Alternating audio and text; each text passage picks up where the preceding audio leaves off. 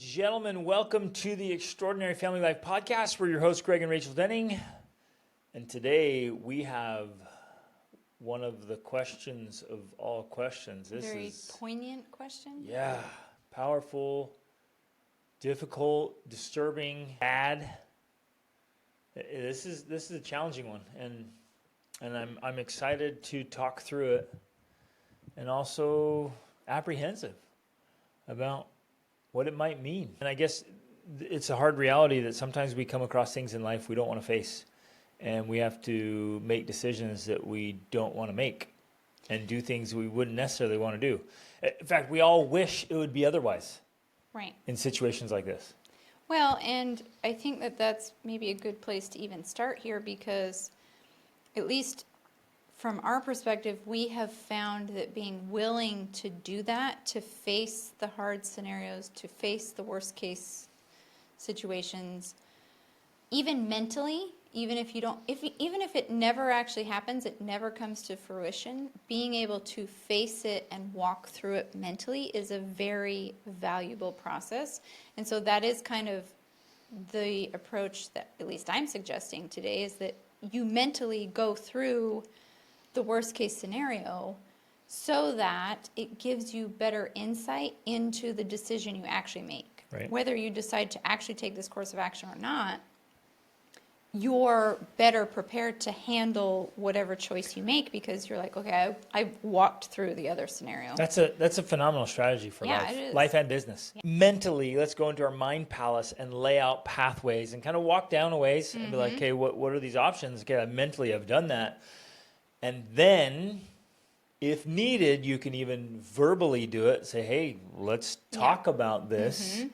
And then the last scenario is like, okay, we have to do it. Right? Yeah. And I want to emphasize that, because I think part of the reason people remain stuck often is because they're not willing to go through that process mentally. For so many people, something is so terrifying that they don't even want to mentally think about it. I mean, I even know people who will refuse to watch a movie that disturbs them because they don't mentally want to go somewhere where they're afraid to go. And I have found that the best course of action, that's the best place to be exposed to. Oh, it totally is. Do something challenging or difficult is in a movie. Right. It's not your own life. I mean, as a mother, I think as a mother, one of your worst fears ever is that a child could die or your spouse could die. Like, one of those things happening is one of your, at least for me, is one of my greatest fears. And I know it used to be absolutely terrifying to me, like sickening to me, to even think about it. And I know throughout the course of our life, our married life, I've watched movies that literally made me cry because I thought that could be our family, that could happen to us. But that's a good thing, I think. But that's a good thing. Yeah. That's what I'd want to say. That is actually a good thing, because if you mentally go through that process, it actually strengthens you. I am now less afraid of those things because I've been willing to mentally walk through that process. And even to the point of tears and crying and like really feeling the grief. And for me now, I do it as a practice of like feeling it as much as I can, which people are like, why would you do that? That sounds miserable. I do it because this is a theory I have. I don't know if it's an accurate theory. I like to kind of believe it's an accurate theory. I feel like if I'm willing to do that mentally and emotionally, then maybe I don't have to actually do it in reality. That's one reason I do it. But the other psychological benefit is I feel like it actually makes me stronger. Yep. At the very least, Absolutely. Mentally walking through that, I'm like, okay, yeah, that would be absolutely horrible. It would absolutely suck, but I would survive. I would be able to move on. I would be able to deal with it, right? So I find it a valuable process to do that, and instead of avoiding it, because I think the avoiding it actually keeps you underdeveloped. 100%. And weaker and less prepared. Exactly. Right. And this, man, that practice applies across so many areas, including any kind of preparation for a natural disaster or an attack or a robbery, or you never want to think through the horrible things of like, what if somebody broke into our house at night? Right. Like, no, walk through that, think through it, and say, what would you do? Exactly. as a woman also, like, I'm going to admit this, I'm still afraid of the dark, right? Like, if you're not around, I've noticed I'm more afraid of the dark if you're not around. If you're like out of the house, I'm afraid of the dark. And if I walk around, I feel these fears of like, oh, what if someone breaks in and attacks me and rapes me or whatever. But when I'm willing to mentally walk through that and then think about, well, what would I actually do in that case, especially as I learn more of the skills like that we're going to be talking about in the November training here in Portugal, like self-defense skills, then that fear dissipates because I'm more prepared to be able to handle that eventuality. And I think it really, our fear stems from a lack of preparedness. When you are prepared, then the fear dissipates. It doesn't mean it goes away for, 100% per se, but it definitely is lessened because you're more prepared. But I also think that this approach works great for even something like dealing with religion. If people mentally walk through the worst case scenario, like what if I lost my faith? What if I didn't believe in God? Or actually asking those questions, do I believe in God? What if I left my church? What if I did all these things? Mentally walking through that actually gives you more strength and more faith and more power than avoiding it because, oh, I'm afraid to go there. Being afraid to go someplace is actually a sign that that's kind of where you need to go, at least mentally. Because avoiding it just keeps you weak and underdeveloped. Right, and walking that we've talked about this so much, the labyrinth or going the full circle, it makes you so much more developed, and it will actually strengthen your faith and strengthen your marriage and strengthen your mindset, your spirituality, Exactly. all of it. You become more whole. Yeah. If you're willing to go all the way. Now, some people they just dabble a little bit, and then they're like, oh, they fall apart and they fall to pieces. We've quoted Francis Bacon many times. He's like, if you start studying philosophy and you go halfway, you lose your faith. If you keep studying and come all the way back around, your faith comes back and it's much stronger. Right. Like, that's the idea. It's like, you got to go the full circle. Well, and that is the danger because people don't go the full circle, either mentally or in reality. And so, they end up doing something like, oh, I'm going to leave my religion, or I'm going to leave my spouse. Thinking that's going to solve my problems. Like, that's going to make my life better. And they haven't gone the full circle of like, okay, well, what happens after that? Now you've left. Now you've thrown off all those standards that you thought were connected to your religion. Now you are sleeping around, whatever. All those things you thought were binding off you. limits to you and binding you and limiting your freedom. Now what? Are you actually happier? Like, what happens after that, right? And that's where you have to go. You have to walk full circle and come back to, and that's the irony. We often come back to like, oh, well, actually, no, this is a good thing, right? Having religion is a good thing. Or having standards is a good thing. This is interesting and very relevant to today's topic. It's like you have to cultivate and develop some mental stamina, some mental agility, mental capacity to be able to walk out into the future and see and foresee possible consequences and outcomes. That's a skill that has to be developed. And I think reading helps a ton because you read all the great classics. You read through the great classics, and like that's what it is. They've walked through those They scenarios. do it. Exactly. You read the whole story, and you're like, oh, there's a scenario. I didn't have to imagine this. There it is. The author's already imagined it for me.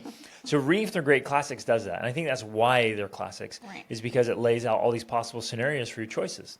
So just reading would make it so much easier. You don't have to create the scenario in your head. You just read about it in fiction or real life.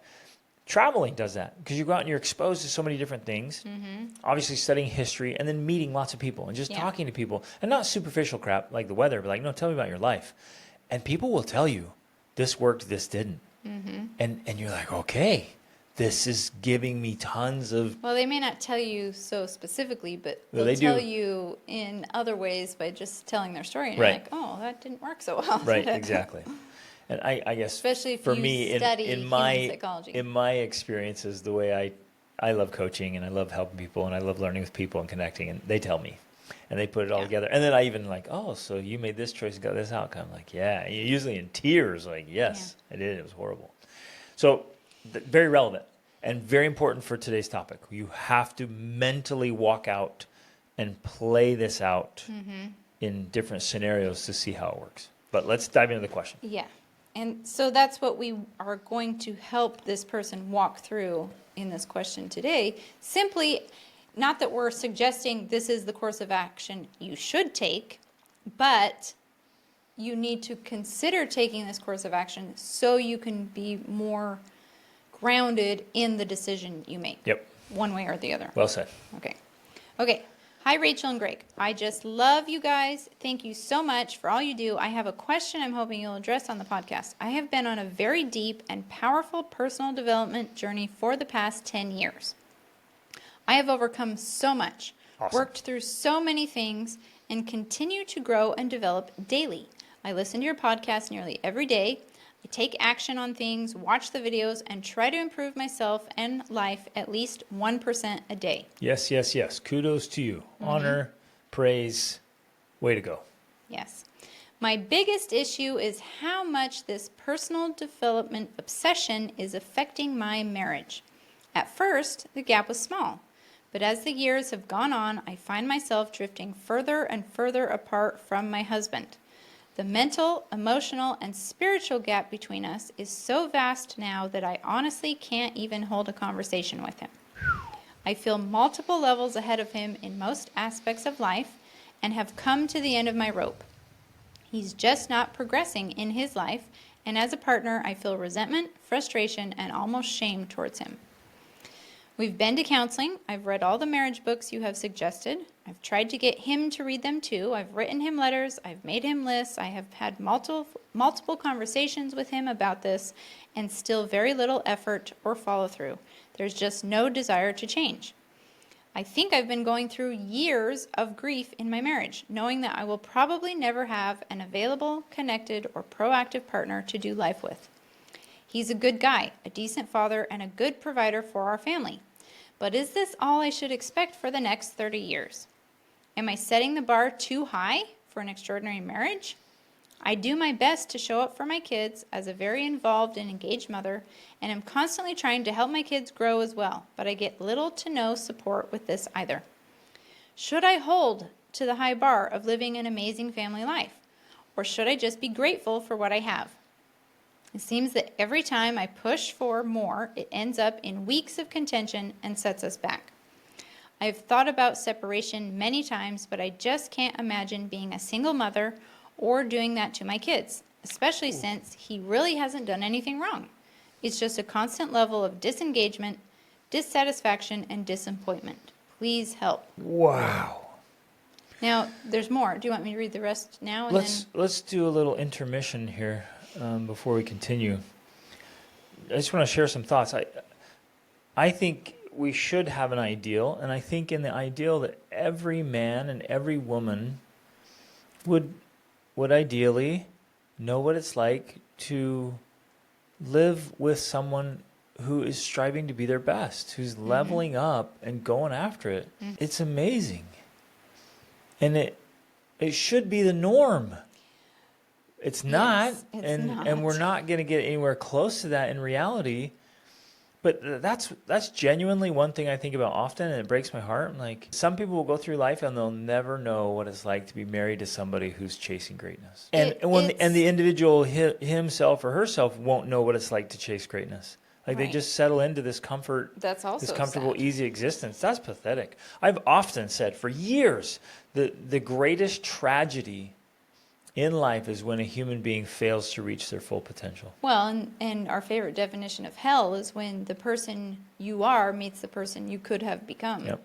That will be the ultimate suffering. Right. Yeah, I mean, I've heard Jordan Peterson talk about it, and it's hit me in a very poignant way because we need to have ideals. Like, there need to be ideals in the world. There needs to be an ideal marriage example, like, that we're striving for. There needs to be the ideal man, the ideal woman. Like, we have to have ideals that inspire us towards better things. It's required. It's necessary. There's a lot of danger in the world right now because people are throwing out ideals and they're saying, well, no, there's no standard. There's no definition of what should be. There's not even a definition of what a man or a woman is, right? Like, it's whatever. There are no definitions. There are no ideals. that's actually very, very dangerous. And I think it's proving itself in the world now. Like, that's the foundation of mental and emotional instability and almost insanity, right? Like, mental illness is caused by a lack of clear ideals and clear boundaries. We need those things. They are necessary and required. And yet, the reality is most people will not reach those ideals, at least in this lifetime, right? I personally believe in life after death, and I think our progress continues onward afterwards. It can. That's Some true. people won't go anywhere in this life, and they won't go anywhere in the next life either. One of my favorite books is The Great Divorce by C.S. Lewis, and it's just so hilarious because he just lays out this whole scenario where, people and I believe it's true, that's why it's funny. People will keep themselves out of heaven. They will keep themselves from what's amazing and wonderful and great in this world because they just refuse to participate. And they're doing it now, right now. Yeah, and people do it now. There's so much. In a way, that's exactly what's going on. What he's doing, exactly. There's so much he could enjoy. Yeah. So much more life. And he's like, oh, why would I do that? One So of the much things. It's effort. so bright and shiny in heaven. Why would I Everyone's wanna so be there? happy here. Everyone's This so is happy. annoying. And we just want to settle into our own little pit of mediocrity. Yeah. And it's absolutely pathetic. So yeah, there's this kind of uncomfortable dichotomy there of like, well, should we have ideals and should we be pursuing those ideals and knowing that we may never reach them, knowing that we may never live up to those ideals? And the answer is absolutely. 100% Yeah. we should be chasing ideals. The answer is absolutely, but in reality, for many people, that may just be a lot of pain and suffering, like she's talking about. It's going to be. Yeah. Buckle up, buttercup. Well, But I can't- guess Hold on, we can't chase greatness and we can't chase ideals without friction and challenge. yeah, that's inevitable. And within ourselves, facing our own obstacles, our own weaknesses, our own demons, facing the abyss in ourselves. And then, of course, it is absolutely going to cause friction with other people. Yeah. It can't not. You start moving towards your dreams, especially if you move quickly, it's going to ruffle some feathers. You're going to bump into people on the way. You're going to trip over people. You're going to pull people over and push people down. I mean, and you Yeah, try to do it as it's a messy tactfully as process. possible, but it's going to be messy. Right.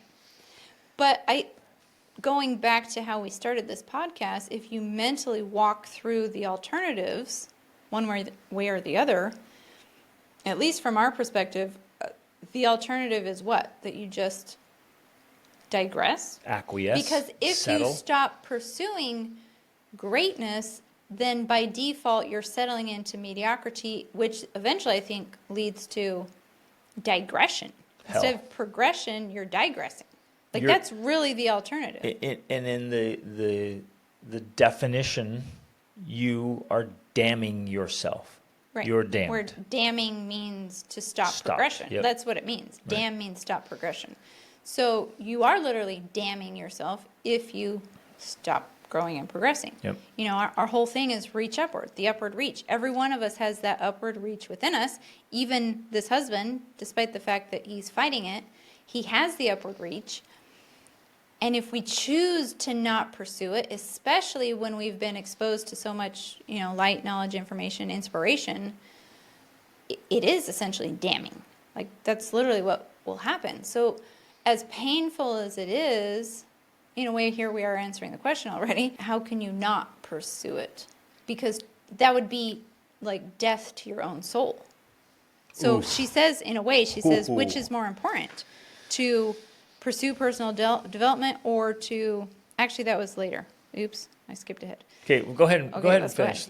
Let's keep going. Okay, because then I have an assistant and she responded to her and said, thank you so much. I'll make sure Rachel sees this as a suggestion. Have you listened to these episodes yet? She says, and she listed number 254, what to do when your spouse isn't showing up in your family life. Can't read it, it's too small. How to have a positive influence for change in your relationship. I just can't see the number. 270 and 167. How to get your spouse on board with your dream and goals. And So those of you listening, if this is something you can relate to, go listen to those yeah. episodes. And so then she responded and said, thank you. Yes, I have listened to every single episode multiple times. LOL, and I love them all. I've just tried all the things, but he doesn't seem to care. I guess my question really is it possible to have an amazing life on your own? That's a tough question. I'm not done. I'm not done, but I want to intervene for a second. That's a tough question. No, it's not. It's easy. No. Well, that's what I was going to say, but it's we are meant to be together. I know. It's true. But it's a tough question because at the same time, you can't expect I can't expect you to make me happy. Even though you bring lots of happiness to my life and us being all together. All of your happiness, essentially is what I bring. Right. Even though that's the case, I still can't rely on you making me happy. Yeah. I have to be the one developing myself to be the best I can be so that we can have the best marriage we can have. So we are interdependent. It is an interdependence. I'm not dependent on you for my happiness, but I am interdependent with you for my happiness, and vice versa. And I mean, if people don't know this about us, they should. We are 100% interdependent in a way that if something is off on our relationship, neither of us is happy. That's just the truth. Like, you are a very happy person, but one of the reasons you can be so happy is because we have a great relationship. Because you do what I tell you to do. Exactly, otherwise, right. we would... If something is off, if you guys have never seen Greg Denning unhappy, well, that's because most of the time things are good in our relationship. If it's ever off, he's not happy. Yep. You're not happy when things are off, and vice versa. I am not happy when things are off in our relationship. So based on that, yes, we know it is so much easier to be happy and to have an amazing life if you have a great relationship with your spouse. Now, does that mean you can't have any happiness or any amazingness in your life without that? No. You can have some. You can definitely create that. But I would say... It's like leveling up in a video game or something. It's like... Why would you bring video games into this? Because the level up thing is a video game. Yes, you could reach a certain amount, but if you then added a great relationship to that... It's even better. It's going to go even better. That's what I say. So the full capacity cannot be reached without a partner. Right. But that doesn't mean... That's hard to say, but I wholeheartedly believe it. Yeah. Like, can you do unbelievable, amazing things as a single person? Absolutely. Or divorced or widowed or whatever? Absolutely, 100%. Yeah. Can you do great things? Can you have some happiness and joy and fulfillment? Absolutely. But can you reach your maximum potential without a partner? And happiness? Nope. Or fulfillment or pursuit or all of the above. At the very least, it just adds that. It just multiplies it. Now, I think that that's also true the other way. Like, in a lot of ways, can you be sad and miserable and depressed on your own? Yes. Are you going to be even more sad and miserable and depressed with a rotten relationship? Yes. Yep. Like, it goes both ways. It's compounding. Yeah, it's compounding both ways because of the nature of relationships and because of the nature of human beings. We are social creatures. We crave social connection and, above all, a long-term intimate relationship. We all crave that. Anyone who doesn't is not normal. And I don't mean that in like a derogatory way. It's literally not normal. It's normal for people to want that. So that's one answer to that. Do you need to have a supportive spouse to be happy? We kind of already addressed that. And if you don't, and self-improvement is just causing more damage and more void in your relationship, then do you stop? Well, that goes back to what we were saying. That's hard because if you stop, you're essentially damning yourself because you already know what's possible, and that's literally going to kill your soul. So in a way, this question really, and we like to put it to an extreme because if you follow things out to their end, well, that's where they do become extreme. If you stop developing yourself as a person and kill your soul, is that worth it for a mediocre marriage? Right. Well, and fundamentally for me, the eternal purpose of life is progress and development. Yeah. We are here to grow. So individually and then as a couple. Yes, and as a family. And then to help others grow, right? That's the ultimate purpose of life. So if we are not growing, then we no longer are even capable of individual fulfillment and meaning and growth and self-actualization and contribution. So it's like, well, hey, the people around me aren't growing and developing, so I guess I'll slow down. Mm-hmm. And then all you do is make yourself more miserable. And depressed, really. because she says, at what point is self-improvement more important than a marriage? Well, worded like that, it almost sounds, especially because it's called self-improvement, it sounds like, oh, at what point is my selfish desires more important than my marriage, right? It sounds like you're not willing to be self-sacrificing in order to save your marriage. But if you look at it a different way, where self-improvement is not some selfish pursuit, but it's literally the development of your soul. It's the best thing you can do. Right. The best thing that I can do for humanity, for you, Rachel, my wife, for my children, for other people, the literal best thing I can do is to make the most of myself. Right. And to put it another way is to listen to and develop your soul and to reach, like there's lots of words we could use. You're pursuing nirvana, you're pursuing enlightenment or self-actualization. Like there's so many different words that people have used, but to me they're all representing the same thing. You are trying to reach your potential on this earth, like your individual potential. And is it worth not doing that for your marriage? I don't know. I would say no, is what I would say. I think so too. So that brings us kind of to the topic of this podcast. Is that the end of the question? That's the end of this one. That we want to flesh out here, we want to kind of walk through is like, at what point do you consider divorce? And we're bringing this up, like we said before, not because we're suggesting, hey, you should just divorce this guy. He's a loser. We're not saying that. Right. We don't know. We don't have enough insight. What we are saying is it's a valuable process to mentally and emotionally walk through this so that you can make a decision for yourself if, in a scenario like this, divorce is the answer for you. And I think I'm going to throw this out here because I think that's important. You and I, we got married and we said, we'll never get divorced. And I don't know that we've actually ever talked about this specifically, but I do think we both believe, and maybe you'll correct me here, that we realize that hypothetically, one of us could get to a point where the other one would divorce us. Because our thing is not divorce no matter what. It was though. Let's walk through this. It was this. starting out. So, yes. but it was for a specific purpose, not like, oh, you can do anything and I'll never divorce you, or I can do anything and you never divorce me. It wasn't that. It was True. like we're not going into this leaving the back door wide open Yeah. so one of us can run In case away it if doesn't thing work. gets hard. Right. Yeah, it wasn't. It's like, hey, if this doesn't work out, we're out of here. It was like, look, we're going in with a full commitment. We're going to both grow. We're committing to grow. We're committing to be our best selves. We're committing to work through our problems.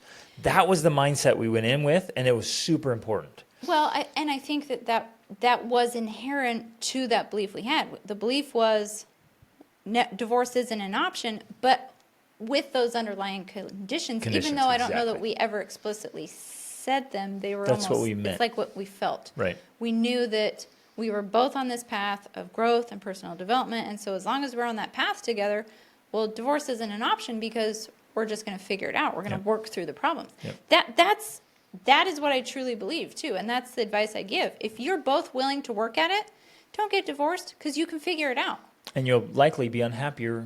Well, and outside of marriage. I want to talk through all of that Yep. more in detail. But in a scenario like this where one person is not willing, Okay. that's when you have to start wondering, like, okay, you have to start asking these harder questions. Yep. Because, as I was trying to say, even for you and I, like, if I decided I'm done with personal development, I'm going to just start eating donuts, I'm going to sit around all day and watch my favorite shows. Your soap operas. And that's about it. Just let yourself go. I'm not kidding. If that went on for 2, 3, 10 years, Greg would be gone. At 2 or 3 months.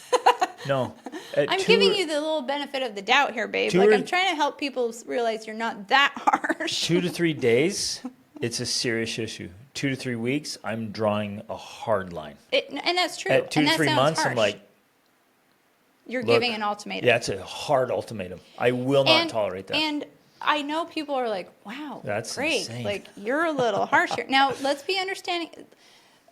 When I'm pregnant, that's practically a description of me when I'm pregnant, minus the donuts. I don't do the donuts. But I love to sit around and watch my favorite shows. And during that time, you manage it. You put up with it. You dealt with it. For whatever reason, it was temporary. having a baby inside of you just altered. Well, okay, alters hold all up. my It hormones and chemistry. completely alters your biochemistry, which makes you a different person. Yeah, And so exactly. I was super patient. Yeah. And I was like, okay, I'm And married to supportive, Rachel. and you'd go out and buy my French too. fries and And hamburgers. this is not the woman I married, and this is not the woman I'll be married to for years. This is the strange baby carrier here. And so I was unbelievably patient. I get Yes. that. And so then if something changes, and I guess I want to hit this home right now. Before you get to these big, drastic decisions and somewhat final decisions, a divorce is pretty final, you literally have to do everything in your power to change it, prevent it, alter it, transform it, whatever. Now, here's what I see, and I've seen this for 25 plus years. We try 10 or 15 or 20 things, and we think, I've done everything. I've tried everything. And I hear that all the time. And it was even said in this question, it's like, I've done all the things. That's not true. I have not personally met with your husband yet. Okay? Don't ever draw the line and say, I'm getting divorced, unless he's at least met with me. Like, I know I can get to this guy. I know I can, because I do it all the time. And I know if I were to talk to him, I'd know exactly what his real problem is. Mm-hmm. There's an underlying cause to the underlying cause. You say he's unwilling to progress, he's unwilling to change. There's something there. There's some blockage, some fear, some resentment. Something is blocking that. I could get to that, and I can unlock it. We went to counseling. I don't think counseling works. I'd say 99 out of 100 counselors, they need coaching. Well, They themselves need coaching. It just doesn't work. It's not helping. So, and most counseling causes divorces. It's just right. It's not good. I was gonna say that because she said she's read all the books. I would love to specifically know if she's read The Empowered Wife by Laura Doyle. Yep. And she in there, you and I believed this for years, and I used to think maybe there's just something wrong with us that we believe this. But then she confirmed it. Yeah. She's like, counseling leads to divorce. Yeah. And the reason why it does is because the focus of counseling is on talking about the problems of your spouse, generally in front of your spouse and in front of another person, which just causes more problems, especially for men. Counseling doesn't work. Yep. What does work is coaching, because coaching focuses on changing behavior to get the results that you actually want. And giving you the tool. And again, tools there's to a get the lot of results. crap coaches out there. Just absolute Yeah, garbage coaching. coaches. They paid whatever for some stupid certification. They have no results. And they don't know how to work Right. with people. But a really good coach will help you recognize your own problem and then help you come up with solutions that actually work for you Right. to create better results. So I could meet with this guy and transform him. The other thing you haven't done, you haven't met with Rachel and do coaching with her, because she's going to walk through these things. And the reason I'm so adamant about this is because we all have our blind spots. Mm-hmm. And it's so hard to see. We think, oh, I'm doing all this and I'm doing all that, and I've changed so much, I've progressed so much. And I guarantee, this is for everybody who's listening, I guarantee, sit down with us for 30 minutes. Or invite us over for 10 minutes and we can pinpoint exactly. 10 different things. Yes, bam. Tell me your habits. Tell me what's going on. I'll ask a few pointed questions, like, boom, there it is. You still have tons of low-hanging fruit. And like, well, I do this and this. Like, oh, there it is right there. That's why your husband's so resentful. You didn't know it. You're unconscious. It's totally innocent, but it's collusion. You're causing the very problem you're trying to avoid. And you guys, I see this every single week. I have men come to me and I have women come to me, and they're like, I'm doing everything, and my spouse this or my kids that. I'm like, okay, tell me about what you're doing. And within a few minutes, I'm like, oh, there's one thing. Oh, there's another thing. There's another tears. thing. And then they're sitting here crying. I'm like, there's still so much you can do. I know you've made a lot of progress. Fantastic. Celebrate that. I know you've come a long way. Great. But you're actually missing this, and this. So you're not anywhere even close to saying, I've done everything. Should I leave my spouse? It's like, well, no, you have 15 other things right here that are actually really easy to do to change yourself, to get better results, to start influencing your spouse or your kids. Yeah. And this is another challenging, we run into this a lot, actually. And so I think it's important to bring up now, because one of the other challenging aspects of self-development runs on a different journey. Like, That's just the case. Everyone is on a different journey, and everyone started at different points. And so you could show up at the same point as someone else and be like, oh my gosh, I had to come all of this way. This was a long, long process. And yet when you get there, you have people that came a shorter distance or came from another place. And then, everybody, because of that background, they're, they may not recognize that for you it was a lot more work. Exactly. And the other side of that is then they're like, no, well, that's actually where we're going, up there.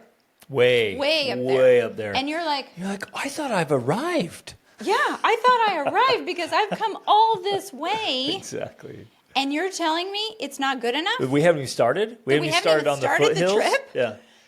And unfortunately, what I thought was a mountain was a little molehill. Yeah. Like, dang. Unfortunately, sometimes that's the case, And so the point is, many people along our journey who have, walked with us for a time on the path, they get frustrated and upset and end up leaving sometimes. And exhausted. Because they're like, it's never good enough, Dennings. You're always saying there's more. You're always saying what I've done isn't enough. And that's not to discount what you have done, because what you've done is amazing. It's amazing. Absolutely amazing. It's great. Yep. But if we were to sit here and tell you, oh, that's enough. Good job. Way to go. Yeah, that's good. You're right. You've done everything. We'd be lying to you. We'd be totally lying. It's not true. And again, we hold ourselves to this own standard, okay? Yeah. I would never, ever say, I've done enough. I've done it enough all. Push-ups. I've done enough workouts. I've arrived. I'm just gonna take it Rachel, easy. you should love me as I am. Because I've come a long way, when we got engaged, I told her that. I'm like, I will never ask you to love me as I am. And I still don't to this day. 23 years plus of marriage, I'm still not. You should love me as I am because I'm a pretty good guy. It's like, no, you are a pretty good guy. I'm not stopping. You're the best guy I know. I'm not stopping. Right. And so when I look in the mirror, am I ever going to say, you're good enough? Nope. And now to some people, depending on how they interpret that, they might think, well, that's so unhealthy. Well, the way I do it is super healthy. And we have the results to back it up. Results don't lie. Like the way we do this whole of it's never good enough, we do it in a healthy way that's actually really, really good. It's good for us, good for our marriage, good for our family, our kids. It works because it's done right. Now, I see people who take the never good enough thing and they do it in an unhealthy way, and it's super destructive. Yeah. Yeah, we both have a very healthy sense of self-worth, like we feel valuable, competent, confident, but at the same time, not satisfied with where we're at and what we're doing. Like, I've detached that. Yeah, like separate it me almost. saying it's never enough has nothing to do with my self-worth. Like literally nothing. Right. It is a completely different subject where a lot of people, they try to overlap it or try to connect it. Like, oh, if all this work I did is never good enough, that must mean I am not good enough. Right. That I'm worthless. Like I'm a loser, whatever. That has nothing to do with it at all. They're completely separate. So the cold hard reality is, and it's actually exciting too, because you get to keep growing, but you haven't done enough. Mm-hmm. And you haven't had the exposure yet, and you haven't had the in-your-face coaching yet. Like so I don't know who you are. I don't know what your scenario is. I don't know you or your spouse or your family or whatever. So the only one thing I can guarantee is you haven't met with me yet. Like I know that has happened. So you can't say I've done everything because you haven't done that. Unless we don't know who you are and you have met with Grace, because it is anonymous. So if that's the case, then we need to have another talk here. Something's going on. But I promise there are things there. And of course, part of it is going to be like, well, there's no way he'll meet with you or this or that or whatever. Then that's where you have the ultimatum. So whenever I get questions like this, I'm like, I'll put myself in your shoes. What would I do? I would keep trying, and I would try different angles, and I would keep going. And then at some point, again, walking down this path we've talked about mentally, at some point I'm going to say, either you meet with this person openly, committedly, willing to hear them out and make changes, or I'm gone. Well, okay, and it gets to that point. This is where I want to come back to this whole, at what point do you consider divorce? And I want to walk through that a little bit, because you might say, wow, that's extreme, especially because she brings up the point. It's not like he's done anything wrong. Right. It's not like he's cheated on her per se, or... Which is all the more reason to pursue the coaching and put some firm boundaries in place. Well, and the reason why we are walking through this extreme scenario, one, for the reason we mentioned before, it's just a valuable mental process to walk through that. If you never consider the worst case scenario, then you lack power when you make decisions in the other direction, right? You have to mentally walk through that at least. And so we're not saying jump to, hey, ultimatum, you better meet with Greg or we're getting divorced. We're not saying that. But long before that, you bring up that as an option and then even insist. Well, you bring it up as something you're considering, like, hey, because here's the thing, the advantage of discussing extreme situations is it helps your partner understand where you are mentally and emotionally. If you're even considering that option because you're at the end of your rope, then they know, like, wow, this is really serious. We know a couple who, you know, they were fighting a lot and having these things, and she kept saying, we just need to get divorced. We should get divorced. And he finally, after a while, was like, he thought about it, he prayed about it, he like really considered it, and finally said, okay, we'll get divorced. And she finally realized, oh, no, I was just saying that. I didn't really mean that. I don't want to get divorced. But it wasn't until he brought it up that she realized how much that affected him negatively. Well, and then she stopped doing it. How her behavior was so toxic. Where he finally was like, yeah, I'm willing to consider divorce. That's how bad it is for me. If you keep doing this crap, I will divorce you. And she's like, whoa. That was a reality check, which then helped them to improve their relationship. So sometimes we have to have those reality checks. And if you really feel like, again, you should continue doing more like Greg said, because there's probably more you can do. Tons. But as you walk through this mentally and emotionally, keep that as an option in your mind, because you need to decide for yourself, how strongly do I feel about this? Especially in the context of, to me, there's not really an option. You can't just say, oh, I'm going to stop growing and improving. Right. That's like saying, okay, this is extreme, but in a way it's like, I'll just kill myself. Like, I'll just stop my soul from developing. You're killing your soul. Like, no, I'm not going to do that for the sake of my marriage. Well, you literally, it is a form of mental and emotional and spiritual death. Yeah, it is. Yeah. And so that to me is just not an option. You have to realize, I need to keep growing. I need to keep improving. What I want and need is for you to do it with me. Right. Because that's the best path. Why would you refuse to grow and develop when that is the purpose of life? Right. You're refusing to live life. Maybe this is a good point to interject it. On the path of personal development, one stage is you are growing and you figure out how to grow for you. A completely different stage, much higher stage of personal development is to learn how to influence others in their personal development. Mm-hmm. And it's an essential element of growth and development. But a different skill. It is a very different skill. Yeah. And it must be developed. Like we're not fully developed as individuals until we can earn significant influence with those around us in our circle of influence. So for those of you listening, maybe the next phase of your personal individual development is developing the skills and abilities to influence others. I love to call it diplomacy, because we watched a great series once called Madam Secretary, and it had a lot of diplomacy and diplomats in it, and it made that connection for me very powerfully of like, this is a skill, like this is a job, this is a thing people do, and we can gain diplomacy in our own family life. Like we can learn the skills of diplomacy. We have to. And communication and influencing and persuading, and I'm coming You've up with used all the great words there. used all the words. There's another one, but we can learn to do all of that just like a government official can use in dealing with another nation. I think those are poor examples because most government officials are corrupt and I get that, empty, but I'm and they saying lie. But we can take I think your that point and is apply it in our own family life. And I the way I like to see it is like, look, I'm not developed near as much as I think I am if I can't influence other people. Yeah. So if I were in this scenario and I'm like, I'm making all this growth and my wife isn't and my kids aren't, I'm going to stop myself right there and say, well, wait a minute. I'm not near as developed as I think I am because I can't even influence them to change.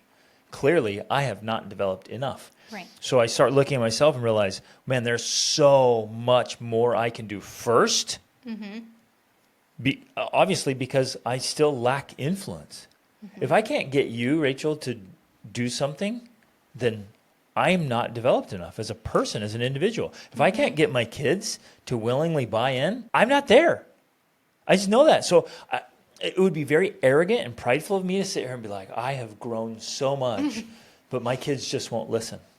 Right. Because the reality check is, clearly I haven't grown enough because my kids aren't listening. Yes, that's true. It's a hard reality check, and it's super important. And then the other side of it is it just takes time sometimes. Because as you were, I don't think so. Wait, because I want to use the example because people already know this part of our story where the whole exercise thing. You were totally sold and convinced on exercise, but it probably took you a good 10 to 15 years to convince me or to persuade me enough to join in that pursuit. You know what I'm saying?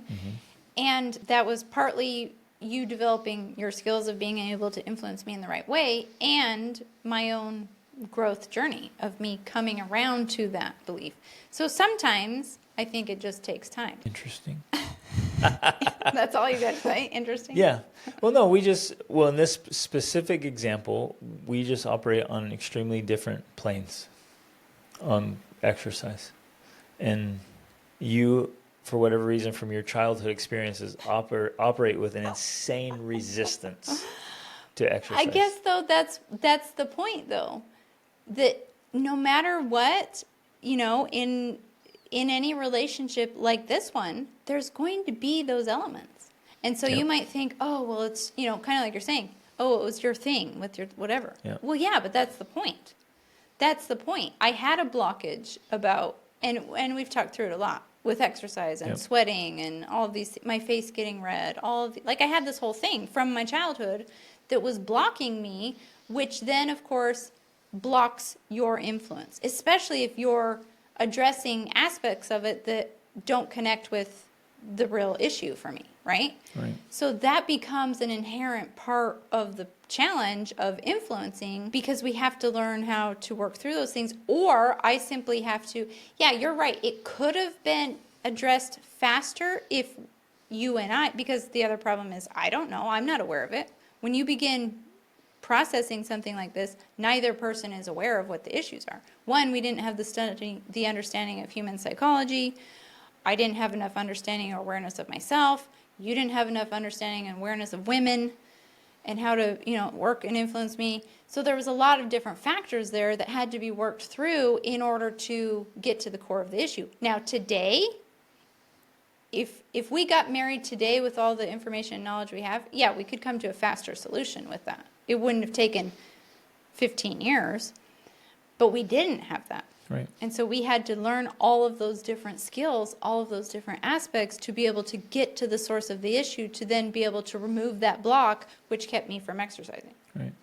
But there's still, I guess this is a good point to share here. We have to choose what we're willing to fight for and stand for. There's nothing more that I would love than to have you climb Mont Blanc with me next summer. But you're not there and probably don't want to. I would absolutely love for you to go back and summit Kilimanjaro with me, but you don't want to. My whole life I dreamed of having my partner at my side doing these big adventures, but that's not what, you're not willing to do that. So it's something I had to accept. Compromise or accept? Or... Yeah. If it was like that in like everything, then at that point I'd be like, we're getting a divorce, I'm moving on. But that was one I just had to let go of. And it still pains me. Everywhere I go, every cool thing, I'm always like, I wish Rachel was here. Well, okay, not everywhere and everything. Okay, I'm sorry. The hard, extreme specifically ones. In the very physical, challenging things, in those things. Because some of the best things in life are only experienced at the other side of insane physical effort. Pain. And suffering, Suffering. There's suffering Vomiting. there. Mountaineering just demands that. So one thing I did very early on when I realized you weren't going to do that is I'm like, I'm taking my kids. And so as soon as they were old enough, they go with me, and they still do. And your In fact, you haven't even summited Kilimanjaro yet, but your two teens did. They made it. Yep. They made it because you were vomiting. I had vomited like 7 times by the time I reached 17,000 feet, and The funny thing is, you guys come back with these stories, and then you want. And well, because we come back and we're like, that was so hard. We suffered so much. Let's do it again. And you're like, oh, there was suffering. I'm out. It was hard and uncomfortable. Wait, it was cold too. I'm out. I was at my all-inclusive room with 3 meals served a day. That's the problem. You were in the lap of luxury while we were puking our guts out on the mountain. There's not a part of me that was like, oh, I wish I was there. I know, but I wish you were. Yeah. So that was one thing. I'm like, okay, I'm gonna go with my kids and maybe some cool friends. But even then, it's never enough. When I'm up there with them, like, this is amazing. I'm like, oh, I wish Rachel was here. So that's one thing I just had to set aside. So as we walk through this, because I want to bring it back to, when do we consider divorce? Like, ultimately, there's always a part of this. There is no relationship where, at least that we know of, where, the spouses are on board 100% with all things. And that's true with us in a lot of ways. Yep. Like, even deciding where to live or which trips to pursue or which dreams to pursue. Like, there's a lot of discussion that goes on for us. And we have to figure out and navigate what is it that we actually pursue together, and what is it that I or you have to let go of and be like, okay, I guess that's just, a thing, Ooh, the other example with us. Your dogs? Okay, yeah, great. I wasn't going to think of that one because it was my example. I was thinking that one. I love dogs. I love a specific breed of dogs. Not just dogs. He loves giant, hairy, slobbery dogs. Monstrous dogs. Like slobbering. Amazing. I don't like that they slobber, but I tolerate the slobber. Rachel can't stand that they slobber. And she just wants nothing whatever to do with dogs. So there's another one. No, not with dogs. Oh, with my dogs. My aunt has a dog that my dogs. I like. So she can't stand my dogs. That's an excellent example. And I have my dogs. Yes. And she hates them every day. Another example. That is true. The other one I was going to I was just hating them this morning. Yeah. Rachel could live anywhere as long as she has a nice house. It's true. Yeah. In my mind, I'm like, she doesn't do anything. She doesn't do anything. So as long as she has a nice house, she's good. People probably listen to this and laugh because they're like, Rachel's traveled with you to 57 countries, and which is true. And I love traveling. I really do. But I'm also very much a homebody where I can literally spend weeks in my house and not go anywhere, and it doesn't bother me. Not a problem. And that would put me right on the edge of death. Or insanity. Insanity first, then death. Because I have to be doing things. Right.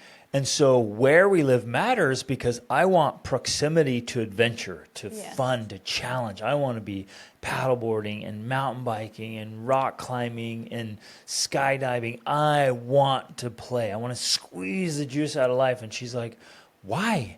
As long as I have a beautiful kitchen and a nice bedroom, we're good. I'm like, woman, that is like the epitome of an empty life. And it's not that I'm against those things per se. How this happened for us is because we were living in Georgia, the state, which is so boring. For our family, a very boring state. I was content simply because we had a good-sized house. We were comfortable. We had a backyard. We were there for COVID. I thought it was great. But we moved and we left because it was just so boring. And that's how we ended up in Portugal, because now there's paddleboarding. 8 of the 9 of us were bored out of our minds. Yeah. I don't know about 8 out of 9, maybe 6 or 7 out of 9, because there's a couple others kind of like me. But that's how we ended up here. And again, I'm completely content here. You've got all the outdoor stuff you want. I also like it because we go to the beach, we go paddleboarding. Yeah, I can play every day hard. Every single day, easy. Within 8 minutes or 8 to 30 minutes, where we have a choice of dozens of beaches. Yeah. And it's great. But I'm also content because I have my house and I can also be here and not leave, and I'm good. So that was our discussion for so long. Is like, okay, as long as you just have a nice house, let me just put it somewhere that's actually a cool place to live. Okay, but we're going through all these little tangents here, illustrating things that you have to. There are going to be elements of negotiation or cooperation or elements of contention that you have to learn to navigate as a couple. Now, of course, a prerequisite for that is the willingness to negotiate, the willingness to discuss. Because in order for us to come to any of those conclusions and to understand those things that we've just outlined, there's been a lot of discussion that's gone on over the years, like a lot. A lot of uncomfortable And sometimes conversations. friction, Yeah. like the friction was involved in those discussions. So that's an inherent part of marriage. Now, there does need to be a willingness. So coming back to the question, at what point do you consider divorce? If there is not a willingness to even engage in some of those conversations, then yeah, it might be a point where you say, gosh, I don't know what else to consider. I don't know what else to think through. Maybe I do need to consider this. I did want to walk through some of those thinking points, so as kind of helping someone through this process to mentally walk through it. Again, not because we're saying this is the course you should take, but because there's value in walking through it to help you know if it's a course you should take or not. And because sometimes if you provide this as something you have been thinking about, it does allow your spouse to know where you are at. Like you're dead serious about this mentally stuff. and emotionally. Like this really matters to you. It's important before that ever gets there, though, is that you've got to be able to articulate really well.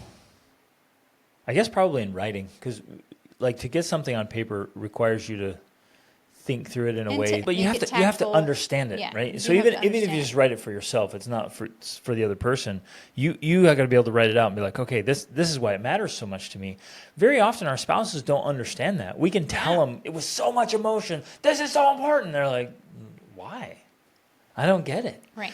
Or I just want you to do this, and they're like, okay, so what that you want me to do? Like, until we can articulate And explain and it. it clicks. So until Rachel, she shares something, I'm like, okay. And I'm like, whatever. And then she keeps going. And finally I'm like, okay, now I know why you care so much. Okay, I'll do it. Yeah. Right before I'm like, why are you making Why such does a that big matter? deal? Yeah. It's not. You're making such a big deal out of it. It's not that big of a deal. I didn't get it. Yeah, you told me, so I thought I got it, but it still didn't register. But once I get it, I'm like, oh man, okay, that's different. We have to get there. And I think sometimes this unwillingness we see in others can be exposed and can be talked through. And maybe it can't be talked through right now with your spouse. I mean, that's a very common thing with many couples. They just can't talk through it together. And they couldn't talk through it with a counselor or someone if they're still there.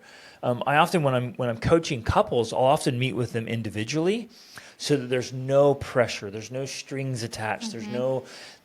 There's nothing there that keeps them from just being fully open and honest. Say, hey, let's just be real. Exactly. Like, tell me what's going on. Your spouse thinks you're completely unwilling to even grow or progress. Like, what's going on? Yeah.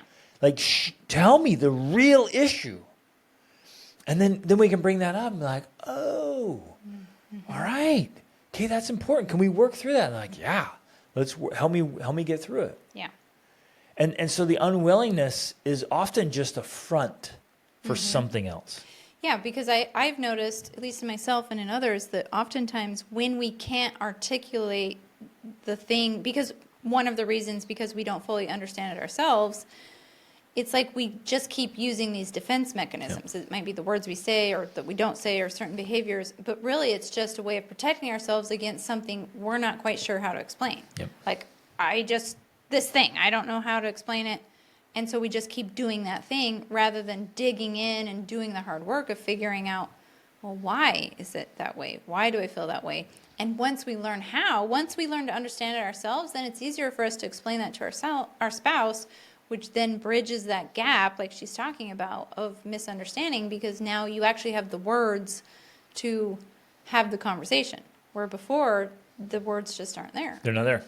Or you're using words which have totally different definitions, which we've talked about before. Like, you might be saying this one word that means something to you, and to him it means something totally different. And maybe it's something negative, right? And so he's like, why would we want to do growth? Why would I want that? That's a negative thing, right? For some reason, I don't know. Painful or whatever. Yeah. Or I know especially with men, a lot of men I talk to, they get to a point where they're like, they really think, what's the point? It doesn't matter what I do, she's never happy. It's never good enough. She just nags. I change. She asks me to do something, I do it, nothing changes. She asks me to do something else, I do it, nothing changes. Like, what's the point? So they get this in this sense of learned helplessness and hopelessness.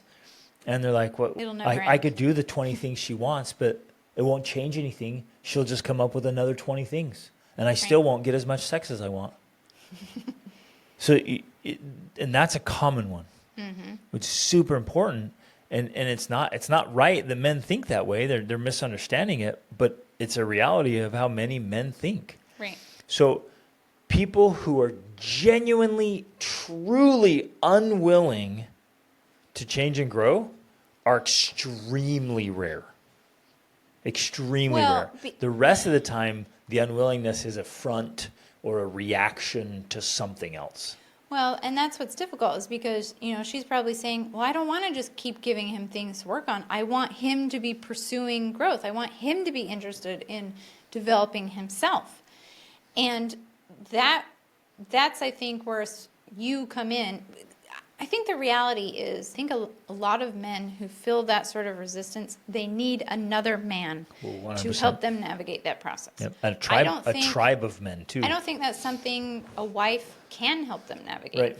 Agreed. Like, I'm trying to think through. I really don't think it is. Right. I don't think, I do not give you your sense of motivation and drive. You just have that. Now, perhaps I know our relationship plays into that, just like we talked about before. If our relationship is off, you lose that motivation and drive. So having a healthy relationship, and that actually I think is a key piece to understanding this, is that healthy relationships gives you that motivation and drive, but not because I'm telling you. It's not like, I'm telling you, hey, Greg, you need to get up and work and do all these things. You have this motivation and drive within you that's kept healthy and strong by our healthy relationship. And if that relationship is off, that motivation and drive is killed, essentially. Well, yes, and there's been times when it's off where I realize, oh, this is on me. I need to level up, and that drives me as well. Right. So my sincere desire for a fantastic marriage and a great family is a huge motivator. And I know that by improving myself, it naturally improves our marriage and improves our family life. So I keep pushing. Again, but that doesn't come from me telling you those right, things. exactly. Or nagging on me, or, because a lot of wives, when they communicate, it comes across as constantly nagging and complaining. And so, and you're unique in that you kind of have that, it's almost like you have this internal coach that's coaching you. But a lot of men need someone else to point these things out to them and to help them find their own internal motivation, their own internal drive, so that they connect then the dots have, internally as well. So that they then have that thing that she's looking for. She's looking for that. And we've heard people tell us this all the time. They want their man to be driven. Yeah. They want a man who's pursuing something. Like, that's attractive. But until they find that themselves or have someone help them find it, it doesn't just happen. And so then it just comes across as nagging. What's the point? She's just telling me to do all these things and I do them. It doesn't, which is also unattractive.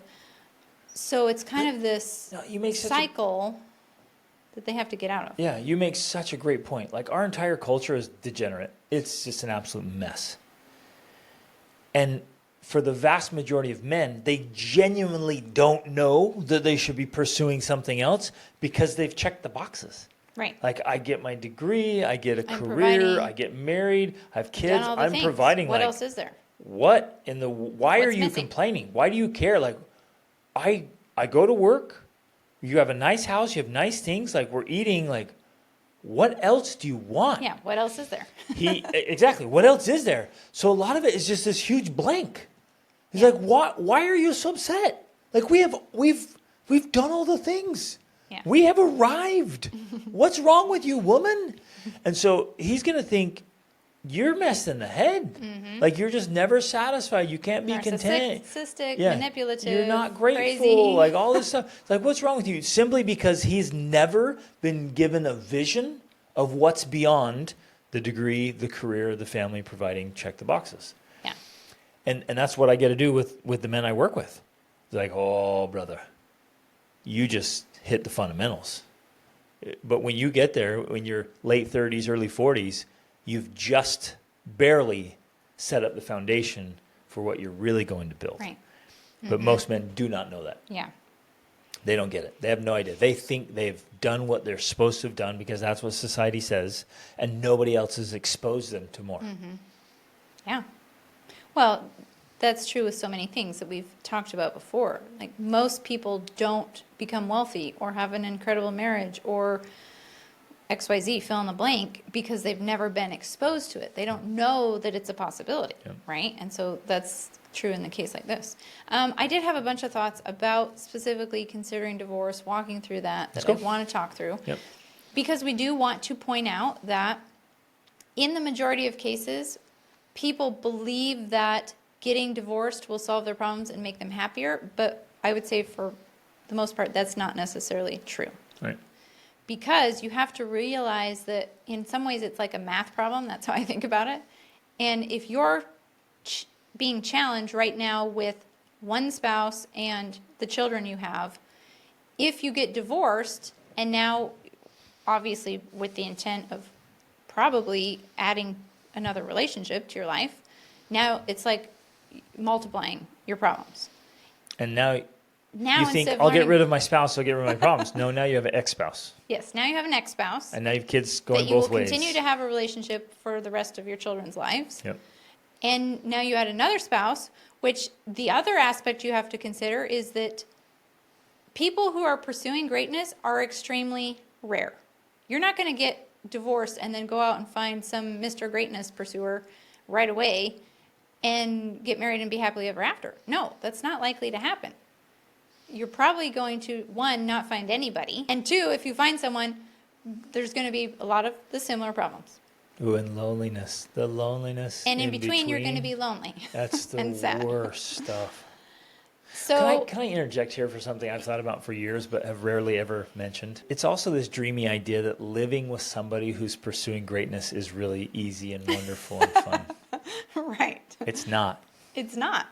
And it's often uncomfortable. It's very and uncomfortable. infuriating. And so you think, there's nothing more than I would want than a spouse that's chasing greatness. Like, you're like, that's what you think yeah, until you better you go to buckle pick up. a cinnamon roll and put it in your mouth. And you're like, what the hell are you putting in your mouth?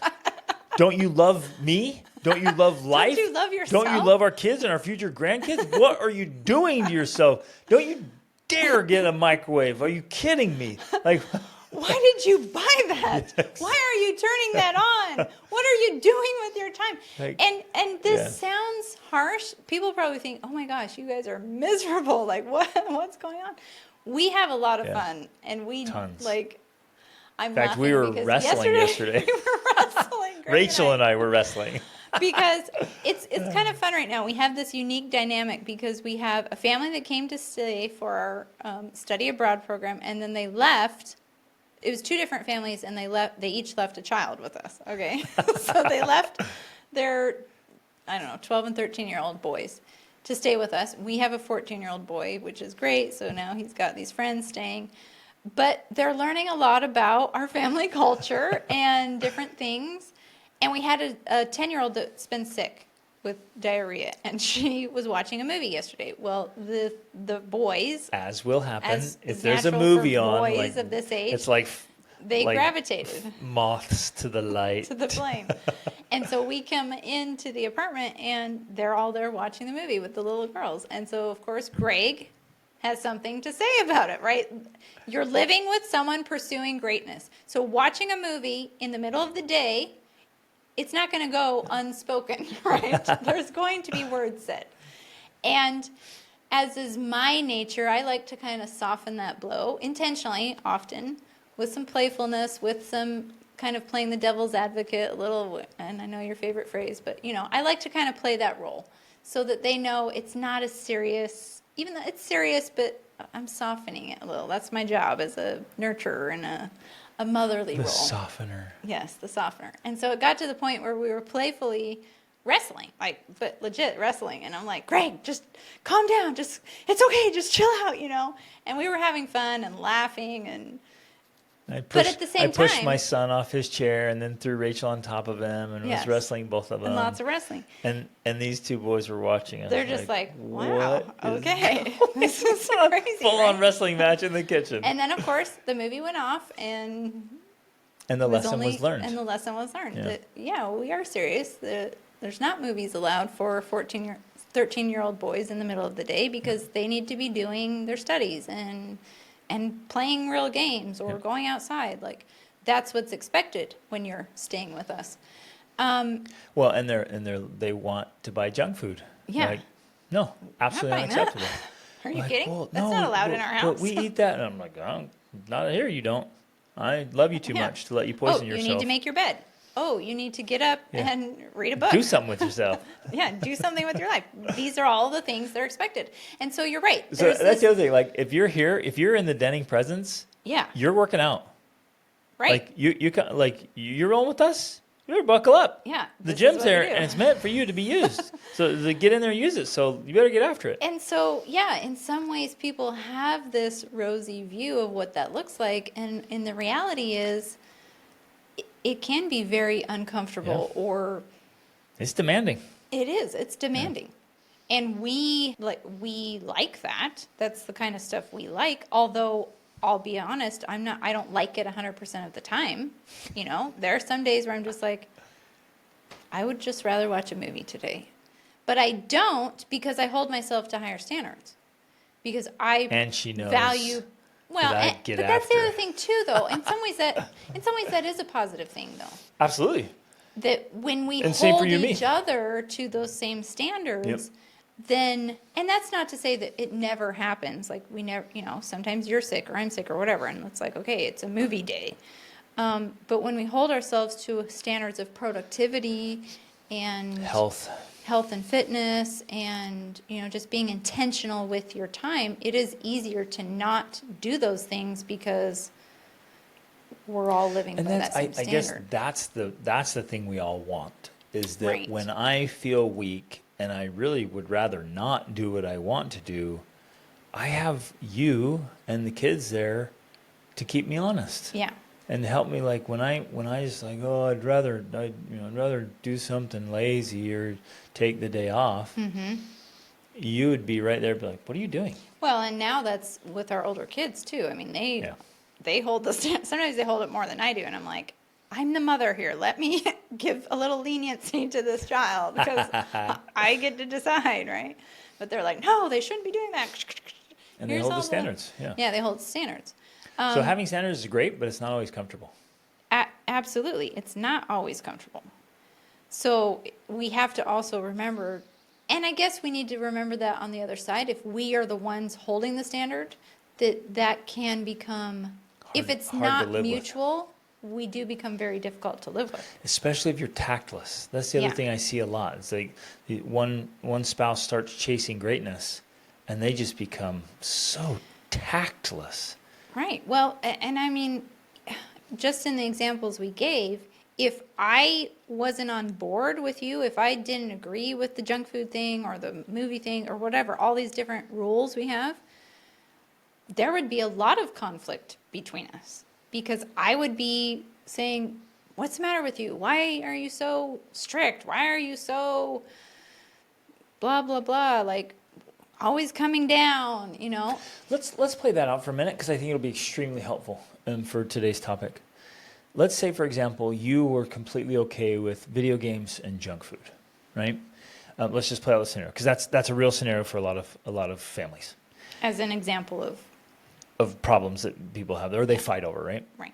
And those are two that I'm just extremely adamant against. Mm-hmm. So the way I would do that, I would say, okay, if you're gonna say it's okay for the kids, at a minimum, you've got to read these books and totally understand the research and science. You're saying I would need to Yes. read them. So if you're saying So yes, you would push enough.